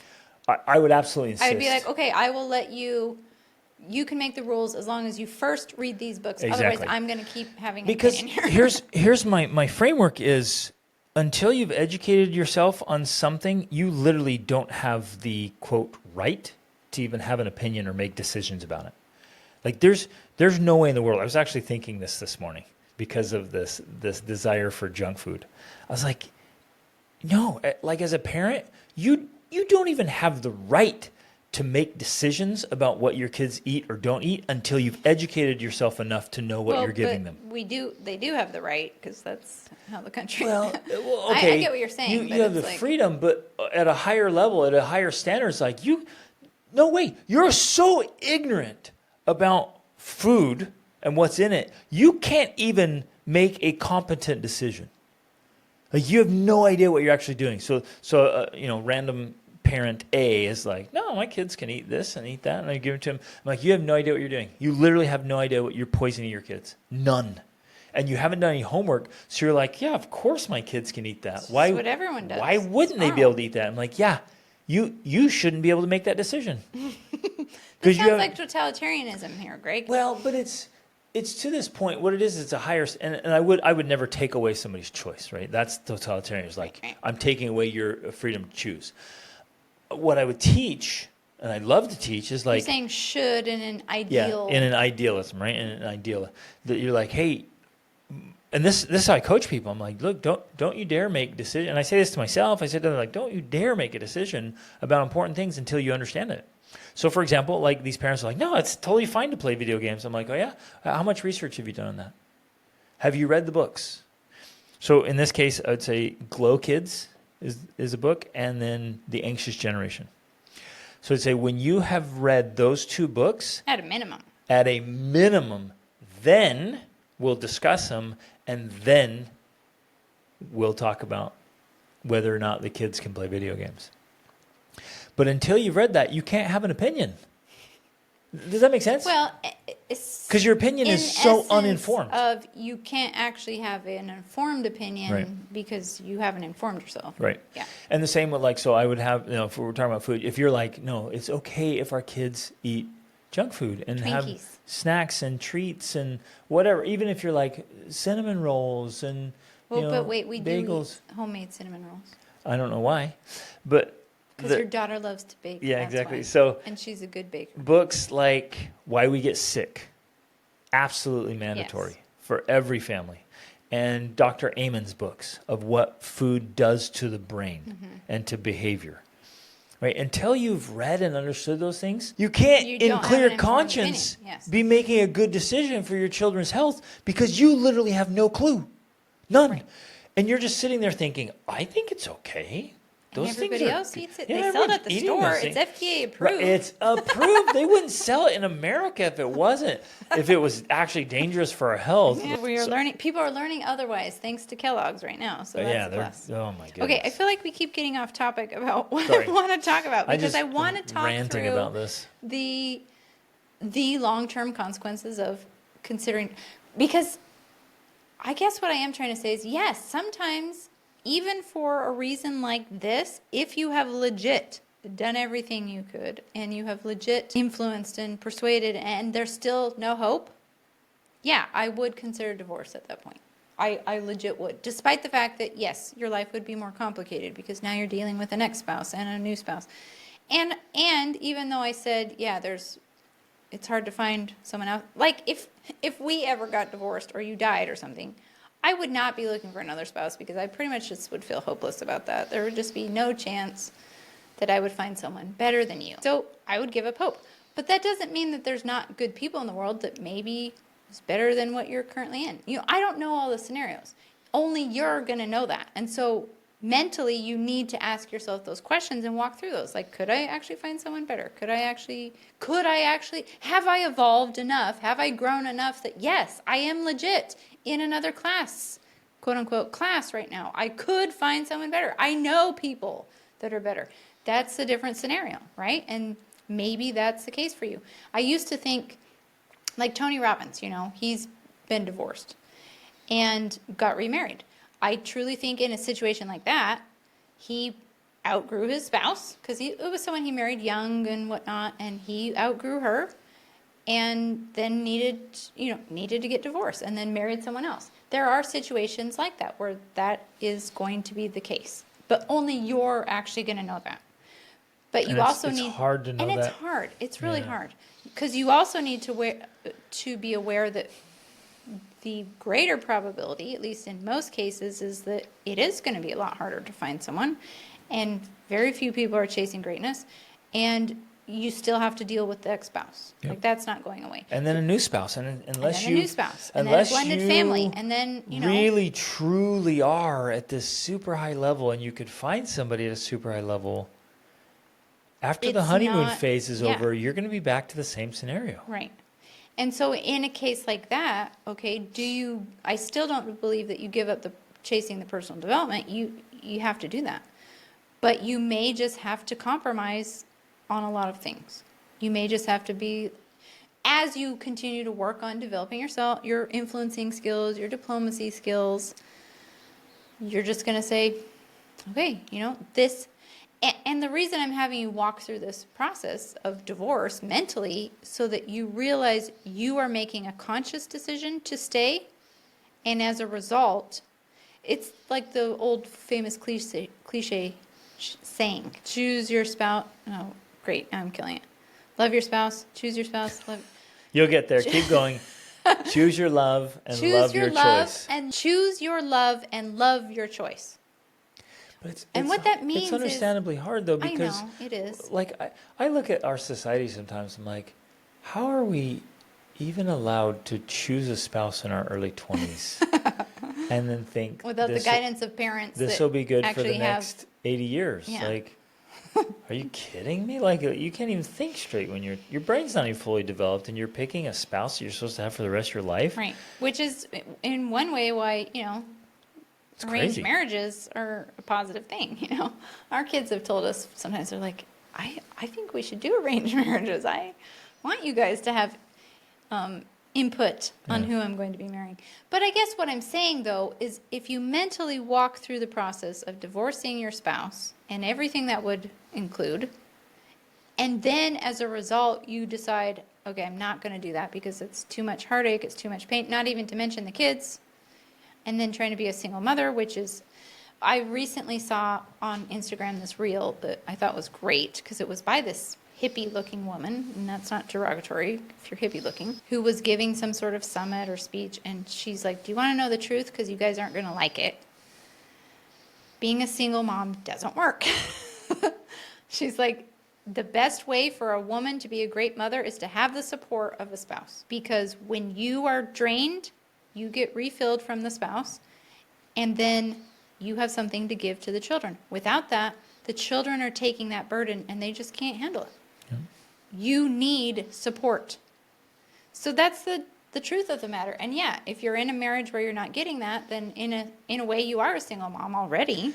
Except Except that- this husband is providing, Yeah. which has given her the Right. bandwidth to pursue personal development for Yes. 10 years. Yes. If So she there was is out still, just trying to survive financially Exactly. or whatever, So even in a case like that, you might decide purely for that reason alone, I don't have to work because he does. It's worth it for you.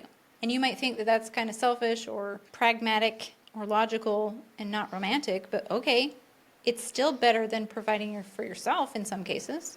and we're not saying that you have to settle for a mediocre marriage either. Well, I in a would say way, keep pursuing. Isn't that what we're saying? Just kidding. Well, I get what you're saying, but in a way, what you're going to still keep pursuing is improvement and change and other ways to make it Right. closer to what you want. We're not saying you should ever give up on that per se. Yeah.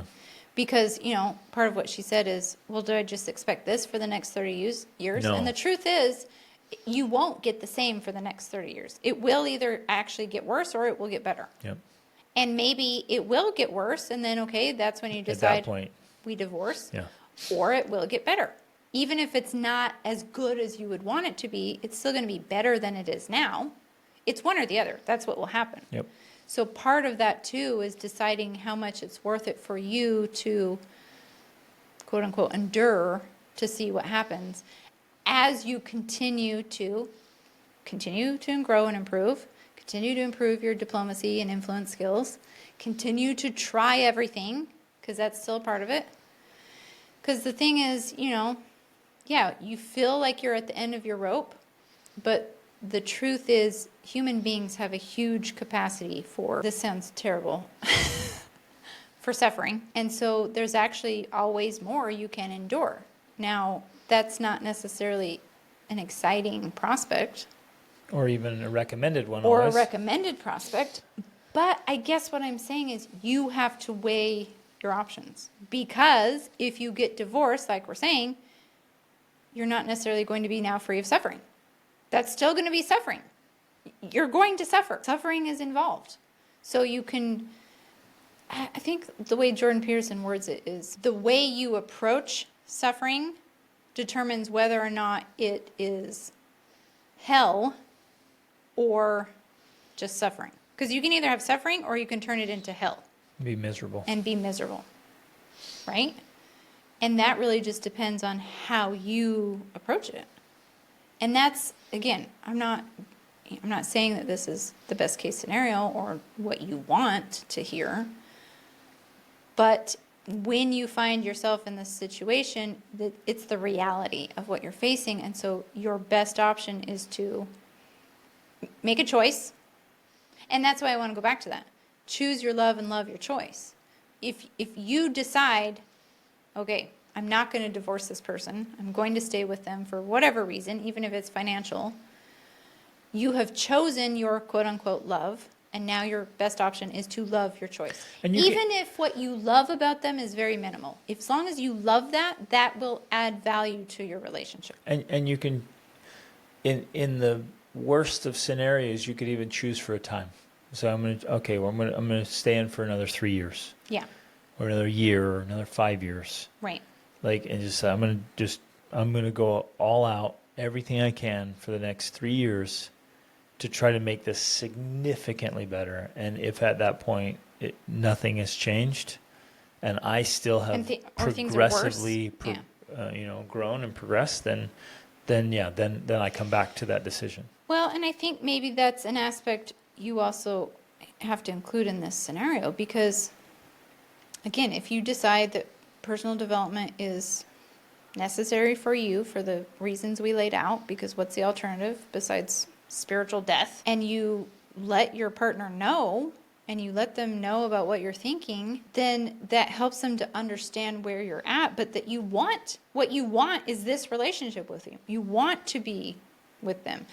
And people are afraid of killing the marriage or killing the relationship, but if that's the natural result of pursuing growth, then in some ways, I hate to say it like it was meant to be or something, because that sounds fatalistic, but if the only way for the marriage to survive is you committing spiritual suicide, that's not a relationship you should be in long term. Right. Because that's not healthy. That's not healthy for you. Right. And so there's two options. Either the relationship does break or change occurs. But the thing people don't realize is the only way that usually happens is when there is a breaking point. You do have to reach that breaking point. And so the fact that you feel like it's tearing the relationship apart is not necessarily a bad thing. It's just a natural consequence of what's occurring. The other thing I was going to mention too, because we have met people and have talked to people where they have told us, I knew when I married my spouse it was the wrong decision. And I think in a scenario like that, again, you have to walk through it, but sometimes it's like, oh, well, if you did make a wrong choice, then yeah, maybe and it's been confirmed again and again and again, and there's not much you can do. Then there are marriages that just shouldn't have happened. They shouldn't have happened, and they won't last. Right. And that's the case. But I think that can be rare if we'll really lean into it in a massive way and make the changes and genuinely do everything we can. Even if your spouse is willing to do small things, and you might think, oh, it's not enough, or it's not good enough, or it's not big enough. But as long as there's some willingness there, I think that there's some hope. Right. One thing I love to do for myself is to ask, like, hey, would this hold up in court? And it's a gut check. It's a reality check for me, because I get thinking like, well, I've done so much, I've progressed so much, and I'm the only one that does anything around here. I'm like, wait a minute, would that hold up in court? If we put video surveillance on everything and there was a jury watching, would they say, "Oh yeah, Oh, it's clear. Yes, obvious. He's a loser for sure. It's like, whoa, wait a minute, like total reality check on that. And if it wouldn't, if my movie was a silent film where all the talking I do doesn't hold up, and it's a silent film and other people are watching, or even a court were watching, would it hold up? Is it that obvious? I think especially because going back to the comment you made about blind spots and having done everything you can, and I think about that too, for me. If someone were to watch this film, would they be then saying, oh, yeah, she's definitely the problem? And again, I don't know the person who sent this message, and I'm not saying that per se, but if your life was being videoed, if they were watching every interaction and listening to every conversation you had with your spouse, who would they think was to blame? Or at least, are you a contributing factor to your own at the problems? very least. Yeah. At the very least, would they say, oh, well, that thing you said there, that definitely wasn't helpful. And that thing you did. And if there was some magical way to see the past and be like, oh, you've been doing this pattern for years. For the last 10 years, you've been saying this thing. Mm-hmm. No wonder he's not responsive. Right. Or you've been doing this thing or not doing this thing. It's like, and this goes both ways, right? Yep. I'm sure there would be plenty of things where it'd be like, oh, yeah, well, look what he's doing. No wonder she does that. No wonder she complains. Exactly. But the point is, you're right. And this isn't like that you have to be perfect, right? Because none of us are perfect. But until you know that, at least if other people were to view this situation, they would say, oh, okay, yeah, I see that you are doing everything you can. You're being as patient as you can. You're being as tactful, as diplomatic as possible, and it's still not working. Guilty as charged. In my mind's eye, I can see somebody, though, sitting around with their girlfriends, or the guy sitting around with his buddies, complaining about the spouse. It's not fair at all. That's what I'm saying. Yeah, exactly. You got to have, and ideally, a very well-trained, intellectual jury that understands human psychology and behavior and can see things clearly. Not just your friends you get together with to complain about your spouse, and they're like, "No, I told them," and they are totally on my side. They get it. They get it, and like, no, they don't. Right, and so there's that scenario again. Like at a minimum, and I'm being completely sincere here. I hear stories like this, and I want to help with all my heart. I want to help. Like I grew up in a broken family scenario. My dad left when I was young. Stepdads came and went. Like I want to help. I want to save families, and I'm really, really good at what I do. And I can get into understanding what's going on. I've yet to meet a person that is just 100% unwilling, and that if they are just like, I'm just unwilling. Okay, give me a good answer. Why? Like, it's not happened with the thousands and thousands of people I've worked with and talked to. Like, it just doesn't happen. You got to get in and find the problem, and then hold the problem in front of them and say, "Here's your problem. Do you acknowledge that?" Like, yeah, that's my problem. It's like, are you willing to work on it? Like, here's what you can do. You have the tools. The ball's in your court. Are you willing? Like, yeah. I do have to add to that, though, because, you're saying you haven't met a person, but at the same time, we have met people and we've talked to people that they just, they're harder to reach. Mm-hmm. Like, they just have more of a wall or the resistance there. So they're much harder to reach, and they have a lot more unwillingness. Mm-hmm. For whatever reason. Like, there is an aspect to human psychology where some people just, they fight it. I don't know why, Even that's something I feel like we're still trying to figure out. I guess that's where I know exactly what you're talking about, maybe even some of the who's that you're talking about. Mm-hmm. In a scenario like this, where it gets to such a point. So if the marriage is on the line, it's like, no, we're putting down some ultimatums. We're having some hard talks, and we're going to have the hard, uncomfortable, honest talk. There's no avoidance here. I don't want to talk about it. I'm going to resist it. It's like we're way beyond all of that. We're sitting down face to face, eye to eye, and we're going to get some honest answers because there's no other option. Yes, but there are some people who won't even do that, I guess. Yeah, you're right. But those are extremely rare. in my experience, are extremely rare, especially when you put down a hard ultimatum of like, this changes or it ends. And I don't know that this in this particular situation that it's to that yet. I don't think so. I think there's a lot more that can be done. But when it gets to that point, it's like, hey, either things change or it ends. And I guess that's what I'm saying, that because that's where it would be for me, and I think it'd be the same for you. If it got to that point and neither one of us was willing to address the issues and make the changes, then I guarantee the other one would say, okay, well, here's a line right here. Either it changes or it ends. And I think that's a good thing. I think it's a powerful thing. I guess I'm just throwing this out here because I'm thinking, and this might be something that simply is in the outskirts of human behavior. But maybe it needs to be thrown out there because sometimes people don't fully realize who they're married to. They don't fully understand.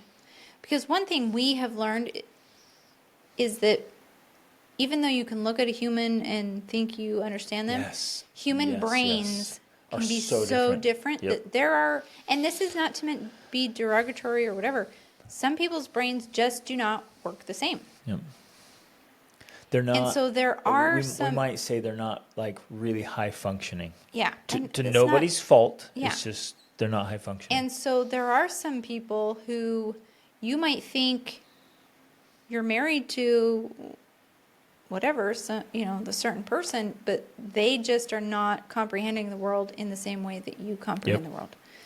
Almost that as can if be like a misunderstanding. A brain has concepts. They have a limiter on it. And we've learned about that from Dr. Amen and other people. There are certain people who just like the right and left hemispheres don't connect fully, and so they can't understand certain concepts or mix those concepts. So I guess I'm just throwing it out there that sometimes we have to take that into consideration. Like maybe we are married to someone who just does not get the world in the way you get the world. Right.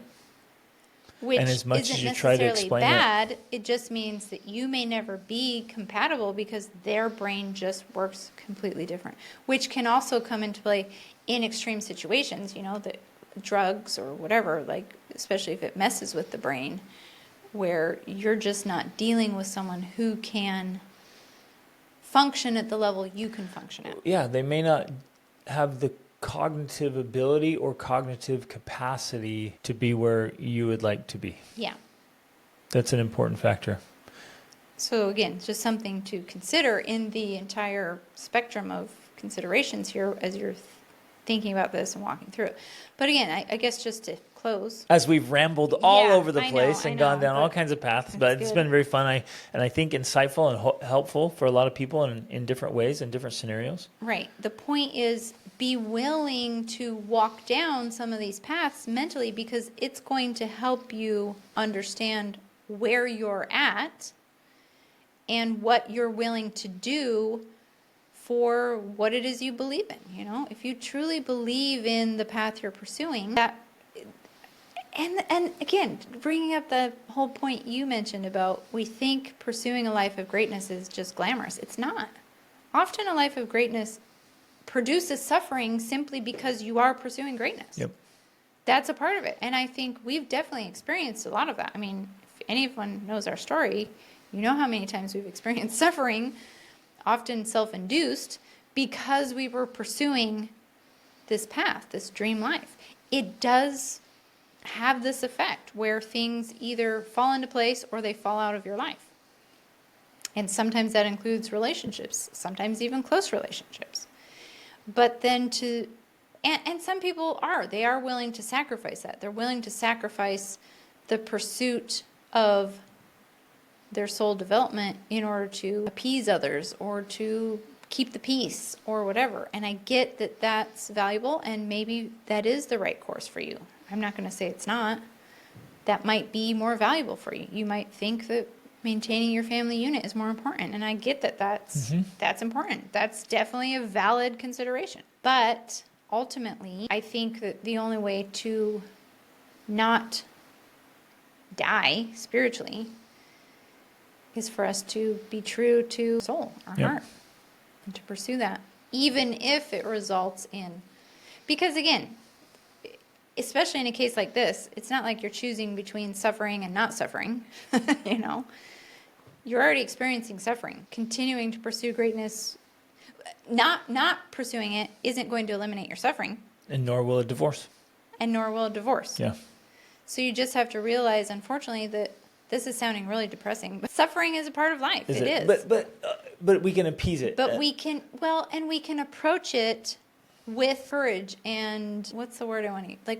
Like the way we approach it is going to change it into something that becomes beneficial for us, as opposed to suffering just for suffering's sake, or turning it into hell, and like we talked about before. We have to pay a price. There's a price for everything. And we can pay the price in growth. Like there's a price to be paid in growth and in becoming your best self. I would way rather pay that price than paying the price along the road of just coasting and enduring and suffering. Right. And we're sitting here talking about suffering like our lives are miserable and suffering. Like we live an absolutely extraordinary life that's so happy and so joyful. And we look at the suffering we endure as a privilege and a joy because we live such a phenomenal life and have such an extraordinary family and everything. Yes. So it's not this miserable suffering of like, woe is us, we hate our existence. It's the opposite. We love our life, but there's some suffering you choose and then some suffering you just get when you're not chasing greatness. Right. But I guess what I'm trying to say is that because I have a good imagination, I know that the suffering I would feel if you are not on board with me or vice versa is a whole nother level. Yep. Same. But I guess I'm also trying to say that in this hypothetical situation, if you gave up pursuing your growth path in order to keep peace in the marriage, it doesn't mean you're going to have the marriage you want. That's the other thing. You're not going to now suddenly, because you stop pursuing the greatness, that now he's going to be everything you've ever wanted, or you're going to not have any friction. There's still going to be or disagreements. It doesn't go away. Ultimately, that's what I'm trying to say. It doesn't go away. These things don't go away. The only way they go away, the obstacle is the way. Like, how many times have we said that? The obstacle is the way. The way to get rid of that is to move through the obstacle, not by avoiding it or stopping the pursuit. If you say, oh, there's an obstacle there, guess I won't keep moving forward, that doesn't remove the obstacle. The obstacle's still there. So everything you're discussing, everything you're saying, discouragement, dissatisfaction, all of these feelings, they don't disappear just because you decide to stop pursuing growth. It doesn't work like that. They're still going to be there. The only way they disappear is when you resolve the issue. Now, and that's why I'm saying, that's why this is a difficult topic, because resolution is challenging in a situation like this. It's not easy. But resolution is ultimately the only solution, regardless of how difficult it might be. It doesn't go away. It doesn't just disappear because you decide to stop. Right.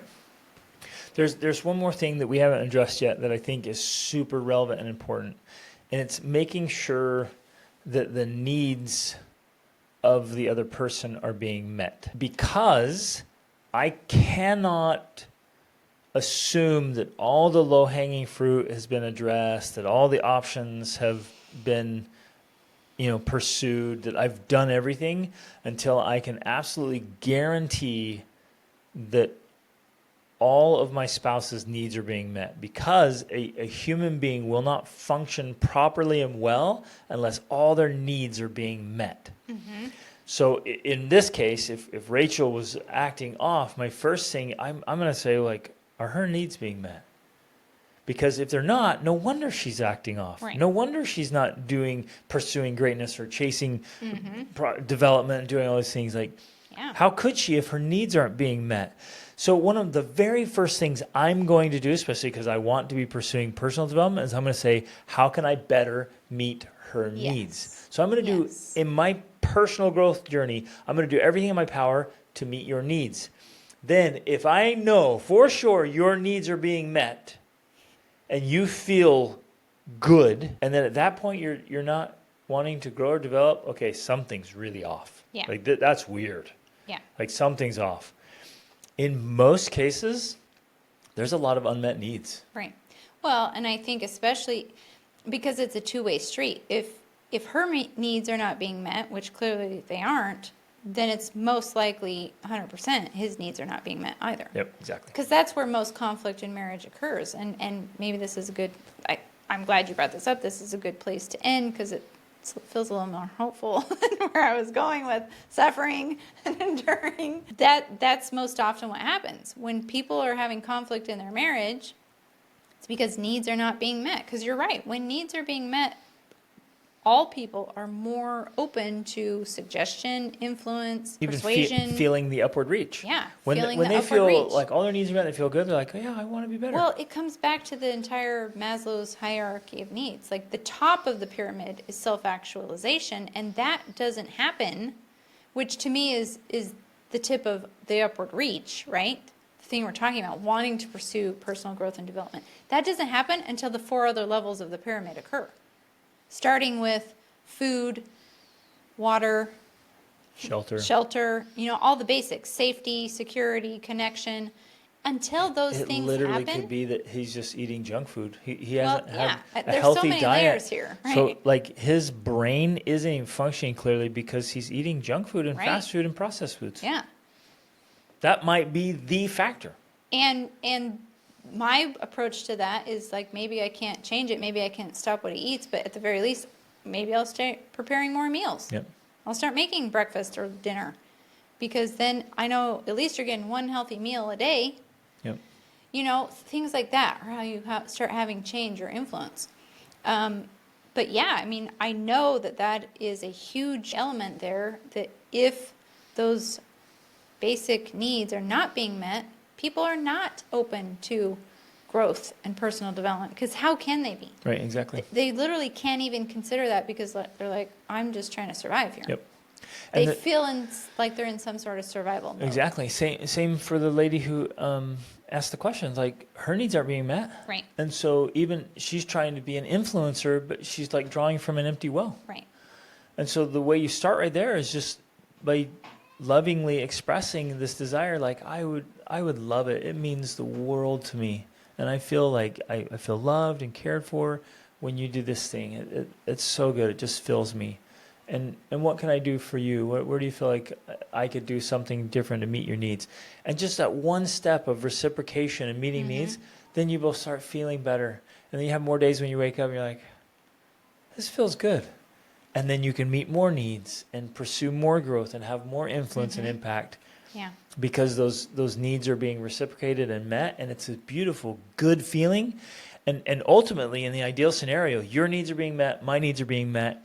And so we both are like, well, how can we do more for each other and more for ourselves and more for our kids? And how can we keep leveling up? How can we make our life even better than it already is? Because we wake up every day and we feel good. And that makes an absolutely extraordinary marriage and family life. And so we start right there of like this meeting each other's basic needs and desires. And then feeling good makes it that much easier to pursue being good and developing the skills we need to seriously level up. That was a lot and heavy, but super important. I mean, these relationships matter more. Well, the marriage relationship is the most important relationship. That's it. It's the number one. And because it is, I know we would all love to live in bliss and happiness and joy the entire length of the marriage relationship, but ultimately, I guess what matters is working on it. It's the most important work we can do, and it is work. Yes. Especially in a scenario like this, it is work. And so if you mentally walk through this scenario we've described, if you decide to get divorced, that's another course, but if you decide to stay married, then that becomes your work. This is your career. You make a career out of making the marriage the best you can. Yep. And it's the most important work he'll do. Yeah. Yep. I love it. Okay. Love you guys. Thanks for listening. Reach upward.